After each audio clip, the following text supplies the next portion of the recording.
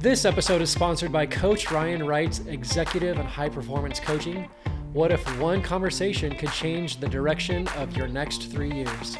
If you're a leader, entrepreneur, or high performer who knows you're capable of more, but you're not totally clear on the path, let's fix that.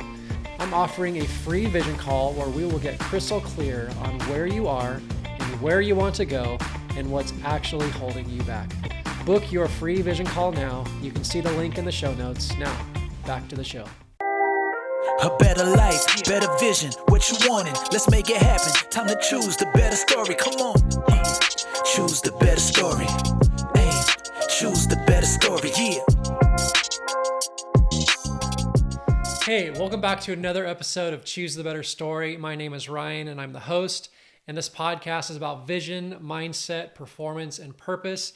Hey, I'm trying to pump these things out once a week on a Friday, doing this absolutely free, and I'm having a blast doing it. But my only ask for you today is, would you like this show or follow along? Give me a rating, give me a 5-star review. That would be super awesome. That way this podcast is noticed and recognized by more people. And that is my hope, is that we reach more people. In fact, I would only ask one thing of you today. Would you share this show with somebody else? Maybe on social media, make a plug for it. Or just share this show specifically. We're going to be talking about a very relevant topic today. But would you share this show with somebody else and so that they can follow along? I think we'd all agree we all want to choose the better story in life. And you could be a part of doing that by asking somebody to follow along. Just share the show with them. That would mean a ton to me. And we're going to keep going with this. There's a tragic story about a man who spent most of his life worrying. He worried about his business failing. He worried about the economy and that how it was probably going to collapse. He worried that one day he wouldn't be able to take care of the family that he loved. And every night his mind raced with all sorts of worst case scenarios in his life. What if I lose everything? What if it all falls apart? You might be able to relate to that. Well, for this guy, years went by like this. And the stress never, ever left him. The anxiety slowly wore down his health and wore down everything about his mentality. And eventually, his heart gave out. And here's the heartbreaking part about the story. The business that he feared losing, it never failed. And the financial disaster that he imagined, it never happened. The economy collapsing that he was so worried about didn't really affect him much, and his family remained secure the entire time. The problems he spent his life worrying about never actually happened, but the worry itself stole his sleep, his peace, and eventually took his life. I just got back from a company trip to Panama, and we took a small plane to a remote island called Bocas del Toro. It was an absolute blast. Then we went by boat to go from island to island, and we stayed at this place called the Red Frog Resort, which is literally in the middle of nowhere. There was no vehicles there. There was no hustle and bustle. We got around on golf carts, and there was no worries. A couple times we got together for dinner as an entire group, and in the background playing was Bob Marley's greatest hits. And you probably recognize the lyrics to one of his songs. It says, "Don't worry about a thing, because every little thing's going to be all right." I'm singing, don't worry about a thing, because every little thing is going to be all right. Today we're going to talk about worry. And here's 3 compelling stats that will wreck your brain if you want to think about these things. Number 1 is most of what we worry about never happens. In fact, research from Penn State University found that about 91% of the things that we spend our time worrying about never actually occur. That means most of the stress and anxiety and mental energy we burn up every day is spent on things that will never become reality.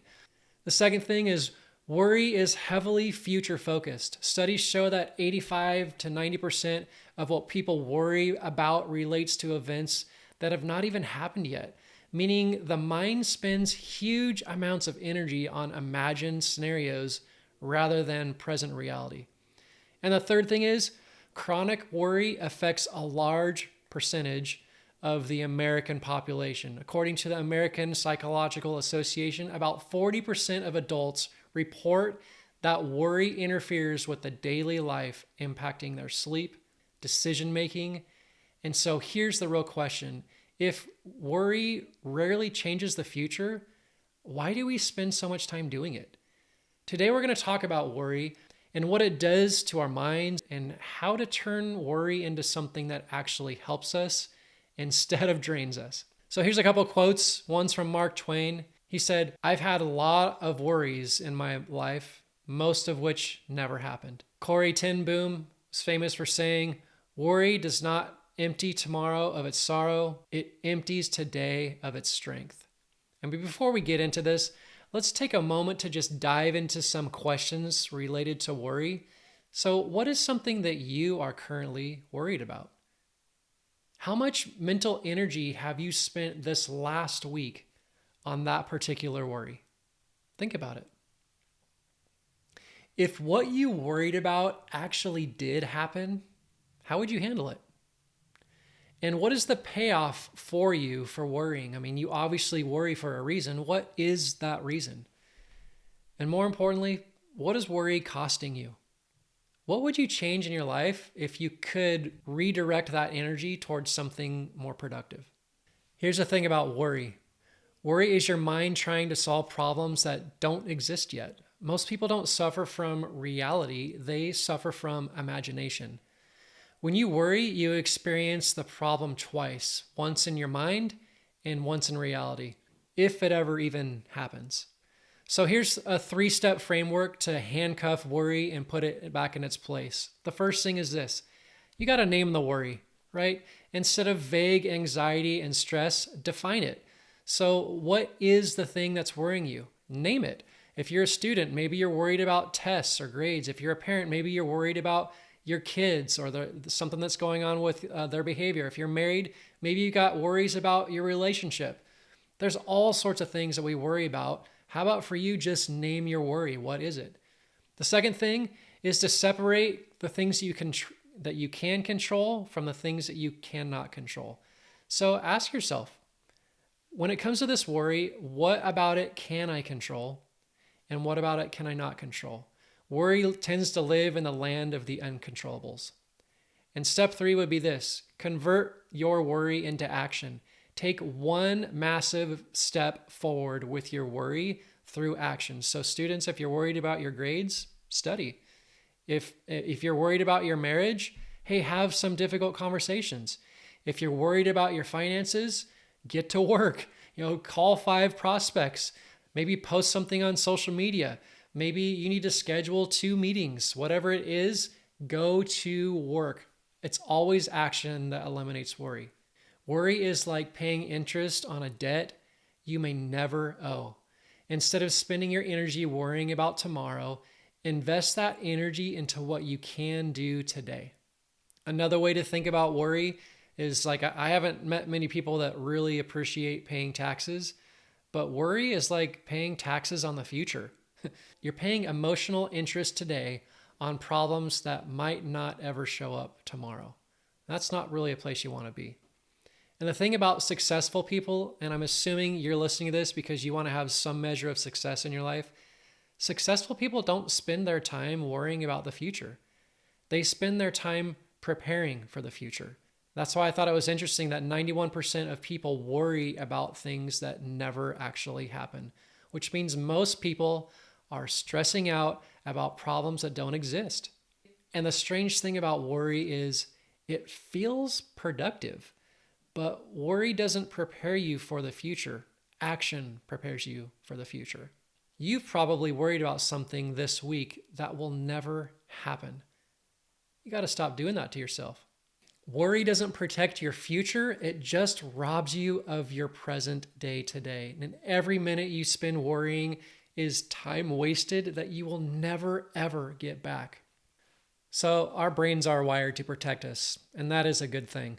if I went out to the edge of my driveway and walked straight out into the street, before I got to the street, my brain would tell me, you knucklehead, you better look both ways before you cross the road, right? You're going to get mowed down by a car. So that's a good thing that our brain is operating in a way that protects us. Now, let's talk really quickly about two things that are really important when it comes to worry. One is, what is the payoff? And the other is, what is the cost? So because our brains are wired to protect us, we all kind of have these built-in survival needs. And typically what the payoff for us looks like and why we spend our wheels worrying has to do with one of these four things. It's so that you can look good or feel good or be right or be in control. Those are the typical four survival needs. And I just really want you to think about this in terms of your actual reality. Which of those four quadrants would you say you land in when it comes to you and your worry? Look good, feel good, be right, or be in control. Again, there's no right or wrong from any of those. I'm not moralizing this one bit, but typically when we worry, we'll probably fall in one of those four camps. That's okay. That would be just something to notice and pay attention to. And maybe for you, it's being in control. Hey, how long has that been a pattern in your life where you tend to worry just so you can have a sense of control? The first part we talked about is what's the payoff? Maybe the payoff for you is so you can have a sense of control. But what's that costing you? I mean, think about it. What is the nonstop worry costing you? In one of the coaching sessions I've had in the past, I kind of posed this question, and the response I got back in terms of the cost, it was a response that came out almost immediately. The response is, it's costing me my peace. And I just appreciated, the transparency there. And that could be the case for you as well. If you lean towards man, I need to worry, and the payoff for me is that so I can feel some sense of control. What that's costing you, it could be costing you your peace. Man, can you imagine going through life without peace because you're choosing to worry about things that are outside of your control?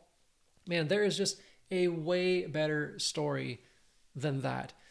And so let me just encourage you. Yeah, there's got to be a payoff for you. You are worrying for a reason.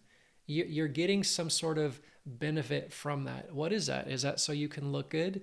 Is it so you can feel good? Is it so you can be right? Is it so that you can be in control? I mean, those are reasonable payoffs, but what is it costing you?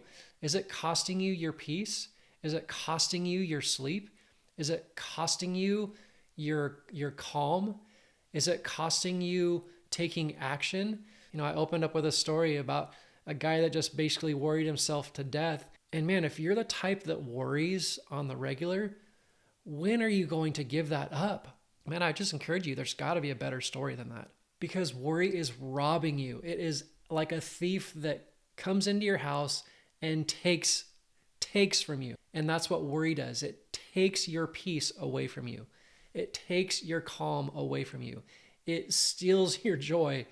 And that's just no way to live. There is a better story. And I would just really encourage you, you've got to choose the better story here. Which story sounds better to you?